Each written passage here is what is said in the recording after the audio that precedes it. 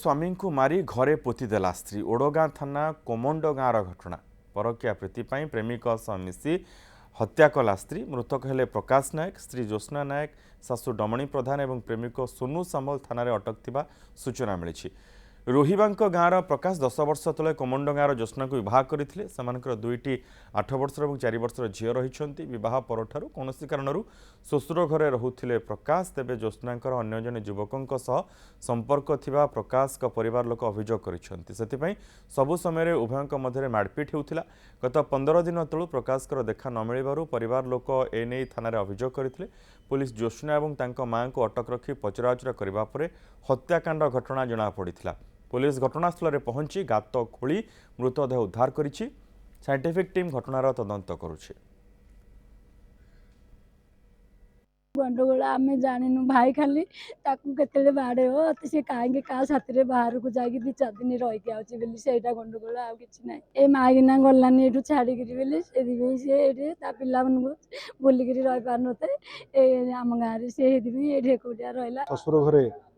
जिते चेक कले से जाना पहले मारिकी पोती देवर से सन्देह कले से रिपोर्ट में गोटे केस कर बर्तमान तदंत चली तदंत आम साइंटिफिक टीम रही एग्जीक्यूटिव मजिस्ट्रेट अच्छा आम शव जो पोताई घर भितर डिसेंटर करके बर्तमान बाहर करा परवर्ती मुहूर्त जहाँ सब कार्यानुष्ठान ग्रहण कर सब बर्तमान प्रोसेस अच्छी।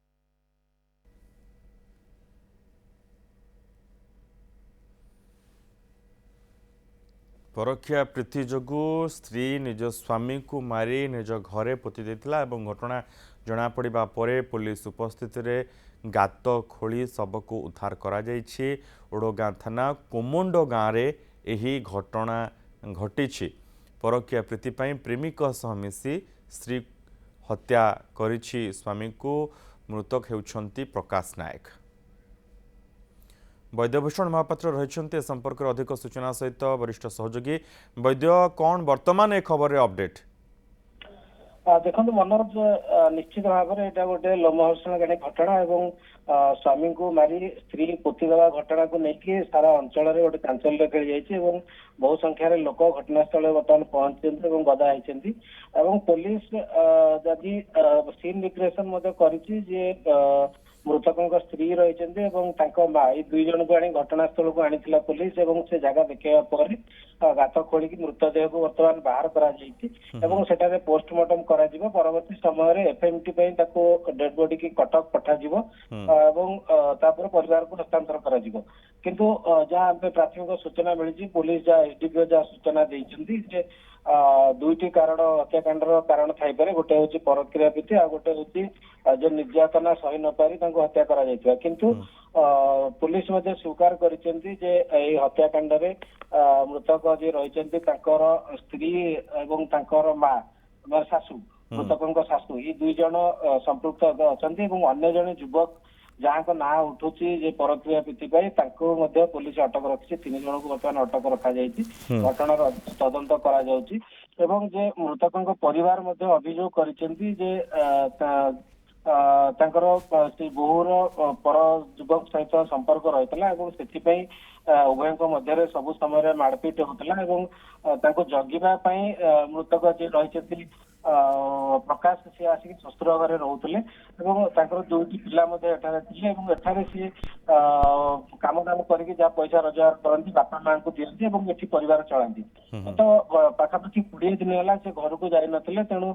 परिवार लोकों मन सन्देह होता से आसिले पचराउचरा करने किंतु घर भीतर को प्रवेश कराई नथिले स्त्री तापर से सन्देह होता से पुलिस द्वारस्थ होते पुलिस थाना अभियोग करने प्रथम पुलिस हल्का भाव में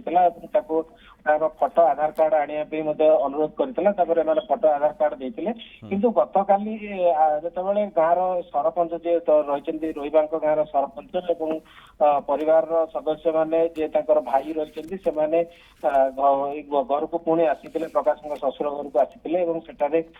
जो अधिक पचराउचरा करते समय घर भितर पशिया चेष्टा करते घर भीतर को प्रवेश कर किछिटा गंध से बारी पारि जहाँफल से थाना अभियोग पुणी ओके बहुत बहुत धन्यवाद वैद्यभूषण ए समस्त सूचना पाई वर्तमान पुलिस तदंत जारी रही साइंटिफिक टीम घटनास्थल में पहुंची तदंत जारी रखी।